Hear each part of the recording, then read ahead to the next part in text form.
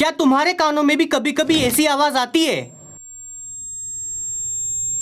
पर यह आवाज है किस चीज की और कहां से आती है? तो देखो, इसे टिनाइटस बोलते हैं। नहीं, टिटेनस नहीं, टिनाइटस। तो जब भी कोई आवाज हमारे कानों में आती है तो कान उस आवाज को इलेक्ट्रिकल सिग्नल में कन्वर्ट कर देता है ताकि वो सिग्नल ब्रेन के पास पहुंच सके। अब आवाज को इलेक्ट्रिकल सिग्नल में कन्वर्ट करने की प्रोसेस में कान का एक बहुत इंपॉर्टेंट पार्ट कोकिलिया काम आता है। इस कोयले के अंदर छोटे छोटे सेल्स होते हैं जो आवाज के हिसाब से वाइब्रेट होते हैं और उसे इलेक्ट्रिकल सिग्नल में कन्वर्ट कर देते हैं। पर कई बार जब हम ज्यादा देर तक तेज आवाजें सुनते हैं तो ये छोटे छोटे सेल्स डैमेज हो जाते हैं, जिससे ब्रेन को ये पता ही नहीं चल पाता कि हम कुछ सुन रहे हैं या नहीं सुन रहे हैं। वो अंतर नहीं कर पाता और इसीलिए टू वाली आवाज आती